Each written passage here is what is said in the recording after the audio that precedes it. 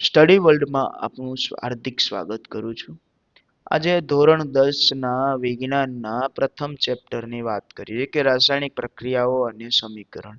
તમે અગાઉના ધોરણમાં રાસાયણિક પ્રક્રિયાઓ અને સમીકરણ વિશે શીખી ગયા છો અને આમાં થોડુંક વધારે પણ તમારે શીખવામાં આવશે. રાસાયણિક પ્રક્રિયાઓ અને સમીકરણનો એક બેસ્ટ એક્ઝામ્પલ તમારા ઘર વપરાશની અંદર ઉપયોગમાં આવે તેવું NaCl સોડિયમ ક્લોરાઇડનો ઉપયોગ તમે રોજિંદા જીવનની અંદર કરો છો. પ્રસ્તાવના: રોજિંદા જીવનની નીચે દર્શાવેલી પરિસ્થિતિઓને ધ્યાનમાં લો તો ઉનાળામાં ઓરડાના તાપમાને દૂધ ખુલ્લું રાખવામાં આવે છે. લોખંડના તવા તપેલા ખીલાને ભેજવાળા વાતાવરણમાં ખુલ્લા રાખવામાં આવે છે. દ્રાક્ષનું આથવણ થાય છે. ખોરાક રાંધે છે. આપણા શરીરમાં ખોરાકનું પાચન અને આપણે શ્વાસ લઈએ છીએ તે. તો આપણે સ્વાભાવિક છે કે આપણે શ્વાસ ઓક્સિજન વાયુમાં લઈએ છીએ, કાર્બન ડાયોક્સાઇડ વાયુમાં ઉચ્છ્વાસ તરીકે બહાર કાઢીએ છીએ. હવે તમામ પરિસ્થિતિઓ પ્રારંભિક પદાર્થની પ્રકૃતિ અને તેની ઓળખમાં કંઈક ને કંઈક પરિવર્તન લાવે છે કે બધી પરિસ્થિતિઓ સમાન નથી હોતી, પણ કોઈ પણ તત્વ, કોઈ પણ સમીકરણ, કોઈ પણ રાસાયણિક નામ તેના ઉપર આધાર રાખે છે કે તેમાં કંઈક ને કંઈક ચેન્જીસ હોય છે. જ્યારે રાસાયણિક ફેરફાર થાય છે ત્યારે કહી શકાય છે કે રાસાયણિક પ્રક્રિયા થઈ. કોઈ પણ પ્રક્રિયાનો ભાગ એટલે શું કે કોઈ પણ પ્રક્રિયા સંપૂર્ણપણે પૂર્ણ થાય છે તો એને એમ કહી શકાય કે આ રાસાયણિક પ્રક્રિયા થઈ, અથવા તો એમ કહી શકાય કે રાસાયણિક પ્રક્રિયા અપૂર્ણ છે. જેમ કે સોડિયમ ક્લોરાઇડ છે તો સોડિયમ ક્લોરાઇડની રાસાયણિક પ્રક્રિયા થઈ ગઈ છે સંપૂર્ણપણે પૂર્ણ. બરોબર. હવે સોડિયમ ક્લોરાઇડ એને NaCl, બરોબર. સોડિયમ ક્લોરાઇડ એટલે કે આને અલગ અલગ કેમ રાખવામાં આવે છે અને અલગ અલગ શ્રેણીના તત્વો એક સાથે ભેગા મળીને કઈ રીતનું તત્વ બનાવે છે જેને આપણે નામ આપીએ છીએ સાયન્ટિફિકલી નામ સોડિયમ ક્લોરાઇડ છે અને આપણે ગુજરાતીમાં નામ કહેવા જઈએ તો ઘરે ઘરે ઉપયોગમાં આવે છે. બરોબર ને? ચાલો આપણે થોડી પ્રવૃત્તિ દ્વારા જાણીએ કે આગળની પ્રોસિજર કઈ રીતના થાય છે. પ્રવૃત્તિ 01. તો આની માટે આપણે બર્નર છે, ચીપીઓ, મેગ્નેશિયમની પટ્ટી, વોચ ગ્લાસ, મેગ્નેશિયમ ઓક્સાઇડ આટલી વસ્તુ આપણે લેવાની જરૂર છે. લગભગ 3 થી 4 સેન્ટીમીટર લાંબી મેગ્નેશિયમની પટ્ટી કાચ પેપર વડે ઘસીને સ્વચ્છ કરો. તેને ચીપિયા વડે પકડીને બર્નર અથવા સ્પિરિટ લેમ્પની મદદથી સળગાવો અને તેની રાખને આકૃતિમાં દર્શાવ્યા પ્રમાણે વોચ ગ્લાસની અંદર એકત્રિત કરો. મેગ્નેશિયમની પટ્ટી તમારી આંખોથી શક્ય તેટલી દૂર રાખો. પ્રવૃત્તિના આધારે કહી શકીએ છીએ કે નીચેના અવલોકનો પૈકી કોઈ પણ અવલોકનો આપણને કોઈ રાસાયણિક પ્રક્રિયા થઈ છે કે કેમ તે નક્કી કરવામાં મદદ કરે છે. અને આના આધારે બીજી પ્રવૃત્તિ છે કે બૂચ, કાચની નળી, કોનિકલ ફ્લાસ્ક, મંદ સલ્ફ્યુરિક એસિડ, દાણાદાર ઝીંક આટલી વસ્તુ આપણે લેવાની છે. હવે અવસ્થામાં પરિવર્તન આવવું, રંગમાં પરિવર્તન આવવું, વાયુનો ઉદ્ભવ થવો, તાપમાનમાં પરિવર્તન આવવું. જો એક બૂચ મારેલું છે, બૂચની ઉપર કાચની નળી મારેલી છે, બરોબર. હવે મંદ સલ્ફ્યુરિક એસિડ, મંદ સલ્ફ્યુરિક એસિડ એટલે સલ્ફ્યુરિક એસિડનું રાસાયણિક નામ પ્રમાણે તમને એના સૂત્ર પણ ખ્યાલ હશે જ તે, પણ આપણે જાણવા ખાતર લખી દઈએ તો સારું પડશે. H2SO4, બરોબર.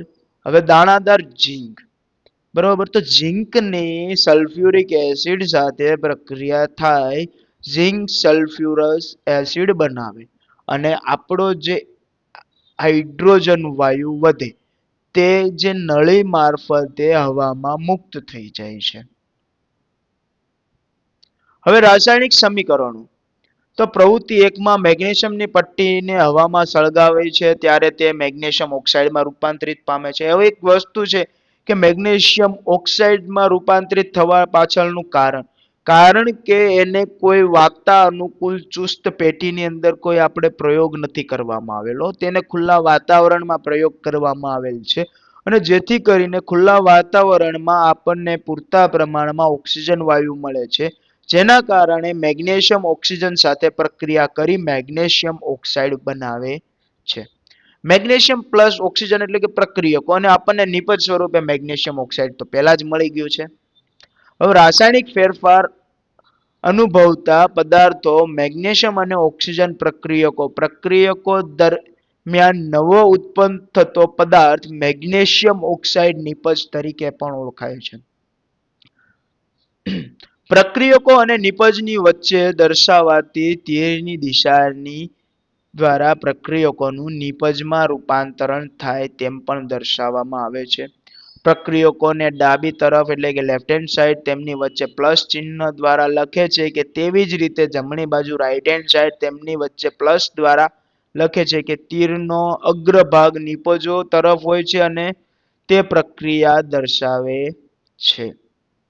જ્યારે હવે તીરનો ઉપયોગ અને ધોરણ 10 ની બોર્ડની એક્ઝામની અંદર પણ અમુક રાસાયણિક સમીકરણોના એમસીક્યુ પૂછવામાં આવે છે કે મેગ્નેશિયમ પ્લસ ઓક્સિજનથી પ્રક્રિયા થતા પ્રક્રિયકો સ્વરૂપે જે આપણને નિપજ મળે તેને શું કહેવાય? તો સિમ્પલ એમસીક્યુ નો આન્સર તમને બાળકો આવડી જશે કે મેગ્નેશિયમ ઓક્સાઇડ કહેવામાં આવે છે. હવે રાસાયણિક સમીકરણ લખવું. તો શબ્દોની જગ્યાએ રાસાયણિક સૂત્રોનો ઉપયોગ કરીને પણ આપણે સમીકરણોને હજી વધુ સંક્ષિપ્તમાં ઉપયોગી બનાવી શકીએ છીએ. કોઈ પણ રાસાયણિક પ્રક્રિયાને રાસાયણિક સમીકરણ દ્વારા રજૂ કરી શકીએ છીએ. જેમ કે Mg+O2 ઇટ્સ gives to આ એરાને gives પણ કહેવામાં આવે છે, ઉદ્દીપક પણ કહેવામાં આવે છે, જેને આપણે MgO લખવામાં આવે છે. હવે તમને એક આ બાબતમાં MgO+O2 આપણને નિપજ સ્વરૂપે MgO મળે છે તો તમને એક સવાલ ઉદ્ભવતો હશે ક્યારું સર કે Mg+O2 તો ઓક્સિજન 2 છે જ્યારે નિપજમાં આપણને ઓક્સિજન એક જ પ્રાપ્ત થાય છે, એનું કારણ શું? તો આ જ રીતના એનું એક કારણ આવે છે કે હવે જો ઓક્સિજન આપણી પાસે 2 માત્રામાં છે, મેગ્નેશિયમ 1 છે, બરોબર. તો એની જે ઇલેક્ટ્રોન રચના પ્રમાણે જોવા જઈએ તો મેગ્નેશિયમને પોતાની અષ્ટક રચના પૂર્ણ કરવા માટે 2 અથવા તેના કરતા વધારે પણ ઇલેક્ટ્રોન ઘટે છે જે ઓક્સિજન પ્રોવાઈડ કરે છે, એટલે ઓક્સિજન થઈ જાય છે એકલો, બરોબર.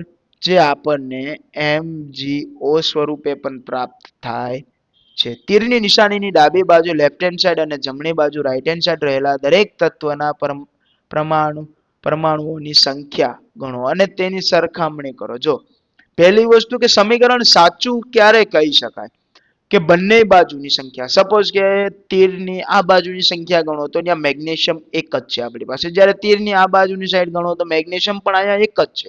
હવે તીરની આ બાજુ ગણો તો ઓક્સિજન આપણી પાસે 2 છે, જ્યારે તીરની આ બાજુની સાઈડ ઓક્સિજન એક જ છે, બરોબર. તો આવી પરિસ્થિતિમાં શું કરવાનું આવે છે? હું તમને એક આખું સમીકરણનું વિવરણ સમજાવું છું.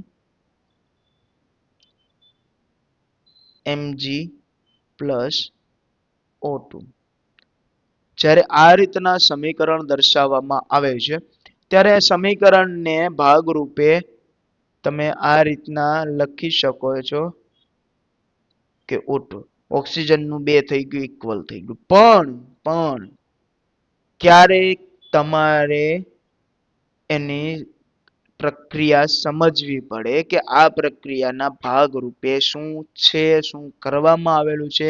કારણ કે તમે ઇલેક્ટ્રોન રચના વગર જો તમે આ વસ્તુ કરવામાં આવશે તો તમારું સમીકરણ તદ્દન ખોટું પડશે, તમારી પરીક્ષામાં માર્ક્સ કપાઈ જશે. હા, તો આ સમીકરણ સંતુલિત છે અને જો ના સમીકરણ અસંતુલિત પણ કહેવાય છે.